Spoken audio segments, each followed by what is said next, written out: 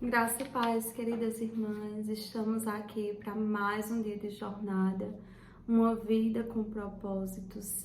E hoje a gente vai entrar no quarto propósito e o tema geral desses 7 dias, onde nós vamos nos aprofundar melhor, onde aprenderemos que nós estamos no mundo para servir a Deus. Então, o tema geral desses 7 dias vai ser: você foi moldado para servir a Deus. E o texto base para esses 7 dias é 1 Coríntios 3, do 5 ao 6. Somos somente servidores de Deus. Cada um de nós faz o trabalho que o Senhor lhe deu para fazer. Eu plantei e Apolo regou a planta, mas foi Deus quem a fez crescer. O tema de hoje é aceitando sua missão. Foi o próprio Deus quem fez de nós o que somos e nos deu uma vida nova da parte de Cristo Jesus. E muitos séculos atrás, Ele planejou que gastássemos essa vida em auxiliar os outros. Efésios 2:10. Eu te glorifiquei na terra, ao cumprir até o último detalhe tudo que me mandaste fazer. João 17:4. Você foi posto no mundo para fazer uma contribuição. Você não foi criado apenas para consumir recursos, comer, respirar e ocupar espaço. Deus o criou para que sua vida fizesse diferença. Apesar de muitos livros de sucesso oferecerem conselhos sobre como extrair o máximo da vida, não foi para isso que Deus fez você. Você foi criado para acrescentar alguma coisa à vida deste mundo, não apenas para usufruir. Deus quer que você retribua com algo. Esse é o quarto propósito de Deus para a sua vida, denominado ministério ou serviço. A Bíblia fornece os detalhes. Primeiro, você foi criado para servir a Deus. A Bíblia diz: Ele nos criou para que fizéssemos as boas obras que Ele já havia preparado para nós. Efésios 2:10, a parte B. Essas boas obras são um serviço. Sempre que você serve alguém de alguma forma, está, na verdade, servindo a Deus. Vê Mateus 25, do 34 ao 45, Efésios 6, 7, Colossenses 3, do 23 ao 24. E cumprindo um de seus propósitos. Nos 2 próximos capítulos, você verá como Deus cuidadosamente o formou para esse propósito. O que Deus disse a Jeremias vale para você também. Antes de formar no útero de sua mãe, eu o escolhi. Antes que você nascesse, eu o separei para uma obra especial. Jeremias 1:5. Você foi posto neste mundo para uma missão especial. Em segundo lugar, você foi salvo para servir a Deus. A Bíblia diz: foi Ele quem nos salvou e nos escolheu para o seu santo trabalho, não porque merecemos, mas porque esse era o seu plano. 2 Timóteo 1:9. Deus o redimiu, assim você pode realizar a obra santa de Deus. Você não foi salvo pelo serviço, mas para o serviço. No reino de Deus, há um lugar, um propósito, um papel e uma função a cumprir. Isso dá à sua vida enorme importância e valor. Comprar nossa salvação custou a Jesus a sua própria vida. A Bíblia nos faz recordar: Deus pagou um alto preço por vocês, portanto, usem seu corpo para honrar a Deus. 1 Coríntios 6:20. Não servimos a Deus movidos por culpa, medo ou mesmo obrigação, mas pela alegria e profunda gratidão pelo que ele fez por nós. Devemos-lhe a vida. Pela salvação, nosso passado foi perdoado, nosso presente ganhou sentido e nosso futuro está garantido. À luz dessas incríveis vantagens, Paulo conclui: por causa da grande misericórdia divina, peço que vocês se ofereçam completamente a Deus, como um sacrifício vivo, dedicado ao serviço. Romanos 12:1. O apóstolo João ensina que nossos préstimos amorosos às outras pessoas demonstram que somos verdadeiramente salvos. Nosso amor uns pelos outros dá testemunho de que já passamos da morte para a vida. 1 João 3,14. Se não sinto amor pelos outros, nem desejo de ajudar as pessoas, e me preocupo somente com minhas necessidades, devo questionar se Cristo realmente está em minha vida. O coração salvo deseja servir. Outro termo relativo a servir a Deus e mal compreendido pela maioria das pessoas é ministério. Quando a maioria das pessoas escuta a palavra ministério, pensa logo em pastores, padres e outros clérigos. Mas Deus diz que cada membro de sua família é um ministro. Na Bíblia, as palavras servo e ministro são sinônimos, assim como serviço e ministério. Se você é cristão, então é um ministro e quando está servindo, está ministrando. Quando a sogra de Pedro foi curada por Jesus, ela imediatamente se levantou e começou a servi-lo. Mateus 8,15. Usando o novo dom da saúde. É exatamente isso que devemos fazer. Somos curados para ajudar outros. Somos abençoados para ser uma bênção. Somos abençoados para ser uma bênção. Somos salvos para servir, mas não para ficar sentados esperando pelo céu. Você nunca se perguntou por que Deus não nos leva para o céu imediatamente após aceitarmos sua graça? Porque nos deixa em um mundo decadente. Ele nos deixa aqui para que cumpramos os propósitos dele. Depois que você é salvo, o Senhor tenta usá-lo para cumprir os objetivos que ele traçou. Deus tem para você um ministério na igreja e uma missão no mundo. Em terceiro lugar, você é chamado para servir a Deus.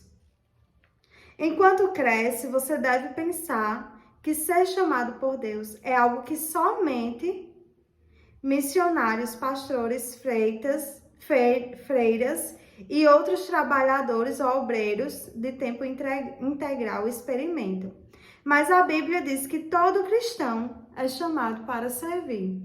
Vê Efésios 4, do 4 ao 14, vê também Romanos 16, ou Romanos 1, do 6 ao 7, Romanos 8, do 28 ao 30, 1 Coríntios 1, do 2 ao 9, 1 Coríntios 26, do 7 ao 17, Filipenses 3, 14, 1 Pedro 2, 9, 2 Pedro 1, 3. O chamado para a salvação inclui o chamado para servir. Ambos são o mesmo chamado. Independentemente de seu emprego ou carreira, você é chamado para ser um cristão servindo em tempo integral. Um cristão não servo é uma contradição. A Bíblia diz: Deus nos salvou e nos chamou para sermos o seu povo. Não foi por causa do que temos feito, mas porque este era o seu plano e por causa da sua graça. 2 Timóteo 1:9. Pedro acrescenta: vocês foram escolhidos para falar acerca das excelentes qualidades de Deus que os chamou. 1 Pedro 2:9. Sempre que faz uso das habilidades que Deus lhe concedeu para ajudar os outros, você está cumprindo o seu chamado. A Bíblia diz: vocês agora pertencem a Ele, para viver uma vida útil no serviço de Deus.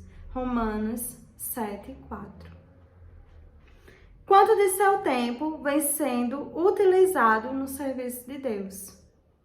Em algumas igrejas da China, dão-se as boas-vindas aos novos convertidos, dizendo: Jesus agora tem um novo par de olhos para ver, de ouvidos para escutar, de mãos para ajudar e um novo coração para amar os outros. Uma razão pela qual você precisa estar vinculado a uma igreja é o cumprimento de seu chamado para servir outros fiéis de maneira prática. A Bíblia diz: todos vocês reunidos são o corpo de Cristo, e cada um de vocês é um membro separado e necessário desse corpo. 1 Coríntios 12:27. Seu serviço é desesperadamente necessário no corpo de Cristo. Basta perguntar em qualquer igreja local. Cada um de nós tem um papel a desempenhar e cada função é importante. Não existe serviço pequeno para Deus. Todos são importantes. De igual modo, não existem ministérios insignificantes na igreja. Alguns são visíveis e outros são desempenhados nos bastidores, mas todos são importantes.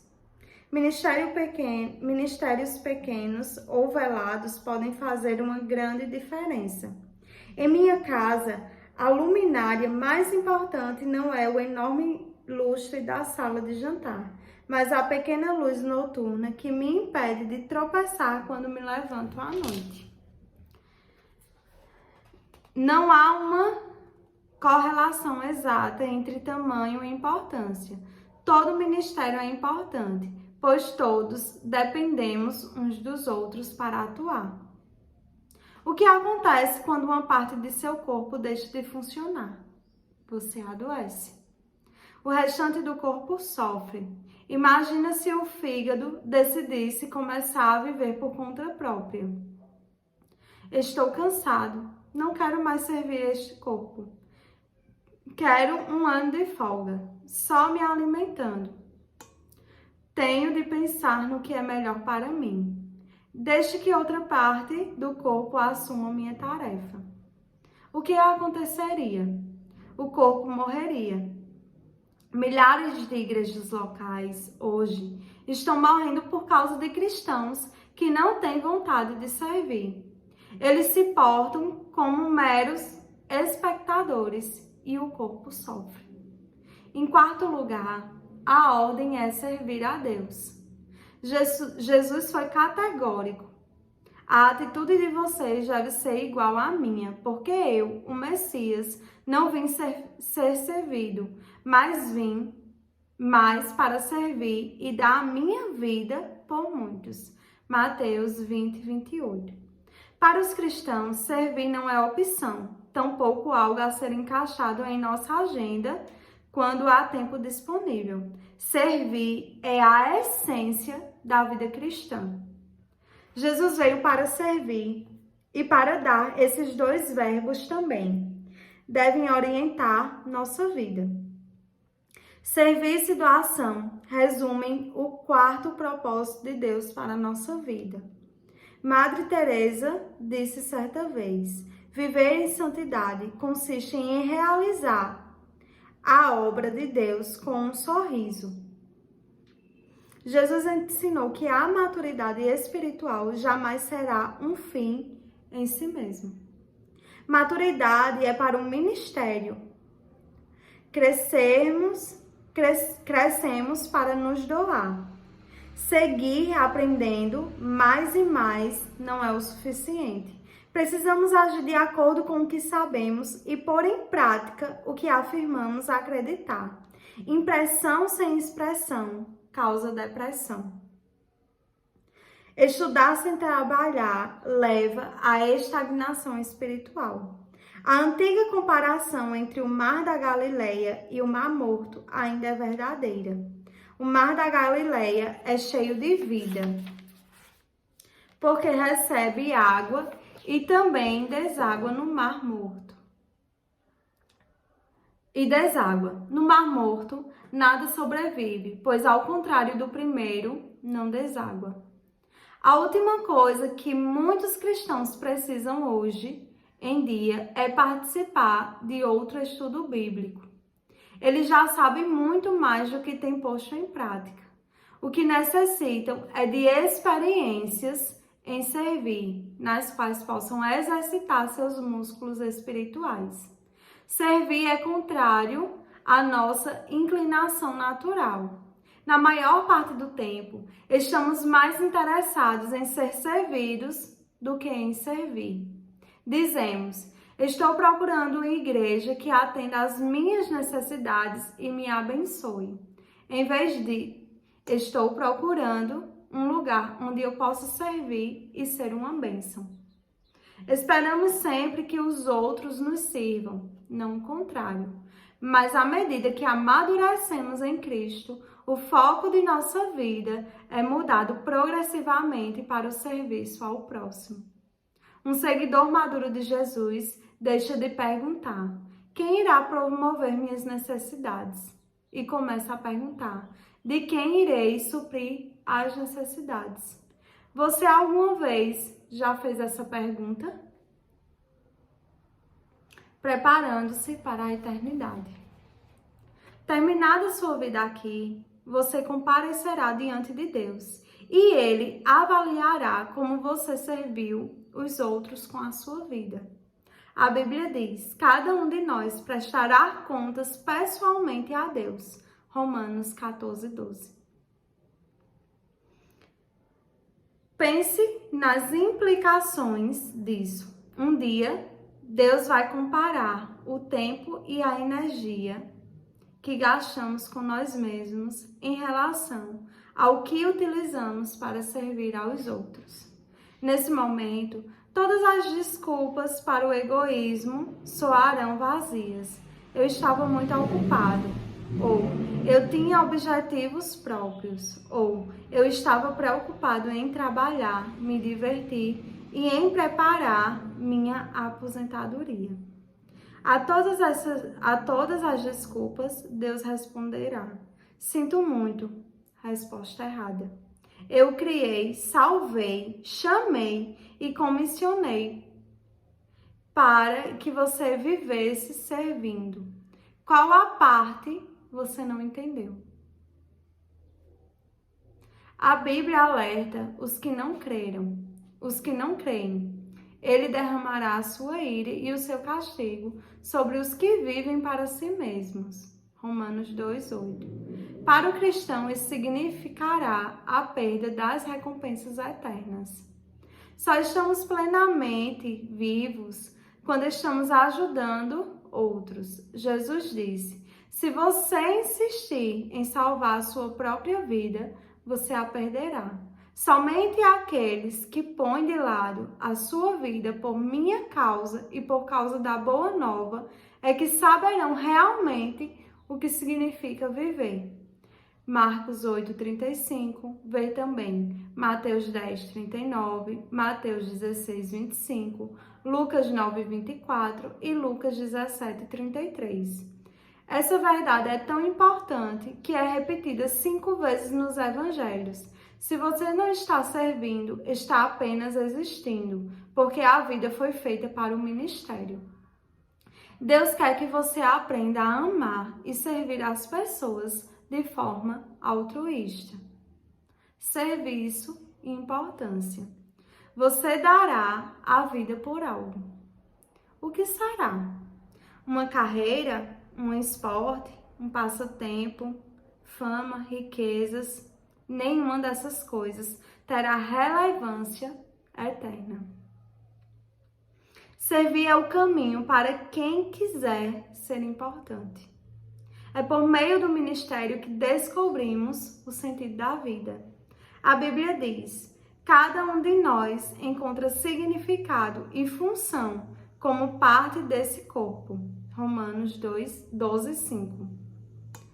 Quando servimos juntos na família de Deus, a vida assume uma importância eterna. Paulo diz: quero que vocês pensem como tudo isso torna vocês mais importantes, não menos, por causa daquilo de que vocês são parte. 1 Coríntios 12, 14, a parte A, e o verso 19. Deus quer usá-lo para que faça a diferença no mundo dele. Ele quer atuar por seu intermédio. O que importa não é a duração de sua vida, mas a contribuição que você ofereceu. Não quanto viveu, mas como viveu. Se você não está envolvido em algum serviço ou ministério, que desculpa tem dado? Abraão era velho, Jacó era inseguro, Lia não tinha atrativos, José foi maltratado, Moisés gaguejava, Gideão era pobre, Sansão era codependente, Raabe era imoral, Davi teve um amante e todo tipo de problemas familiares. Elias tinha tendências suicidas, Jeremias era depressivo, Jonas era relutante, Noemi era viúva, João Batista era no mínimo excêntrico, Pedro era impulsivo e temperamental, Marta se preocupava demais, a samaritana teve vários casamentos fracassados, Zaqueu era indesejado, Tomé tinha dúvidas, Paulo tinha saúde fraca e Timóteo era tímido. Aí está uma boa variedade de pessoas desajustadas, mas Deus usou cada uma delas em sua obra. Ele também o usará, se você parar de apresentar desculpas. Uau! Que final, hein? Então, qual é a sua desculpa, né? Para não estar servindo. Agora, nossa visão vai ficar mais clara sobre o que Deus espera de nós e que nós nascemos para servir a Deus, né? E pensando sobre o meu propósito de vida, o tema para a reflexão de hoje é: servir não é uma opção. Versículo para memorizar é Efésios 2:10 e aqui está na versão NVI, que vai dizer assim: porque somos criação de Deus, realizada em Cristo Jesus, para fazermos boas obras, as quais Deus preparou antes para nós as praticarmos. Pergunta para meditar: o que está me impedindo de aceitar o chamado de Deus para servi-lo? Amém? Que o Senhor aplique essa palavra, né, aos nossos corações e que possamos, se você ainda não tem esse desejo, se você não tem clareza do que Deus lhe chamou para servir, qual o seu ministério, né, que o Senhor ele possa te instruir nesse dia de hoje, que o Senhor possa dar clareza, né, de onde Ele quer lhe usar, né. Então, que nós possamos nos avaliar e saber que servir não é uma opção, e sim uma obrigação, né. Fomos salvos, fomos regenerados e agora Deus conta conosco, né, para levar essa salvação, para mostrar quem Cristo é através das nossas vidas. E tudo que nós fizermos para os outros, esse é um ato de serviço, esse é um ato de o quê? De ministério, né? Então o Senhor nos convoca para essa grande missão, né? Então, você está pronto para servir? Amém, glória a Deus, porque foi para isso que você foi salvo, né? Foi para isso que você está ainda aqui na terra, para levar outras pessoas a serem alcançadas, né? E não somente isso, mas também mostrar às pessoas quem Cristo é, a forma que Ele agia e libertar essas pessoas da escravidão, assim como um dia eu e você fomos libertos. Amém? Que Deus abençoe o seu domingo. Amanhã, permitindo o Senhor, estaremos aqui para mais um dia de jornada, uma vida com propósitos. Deus abençoe.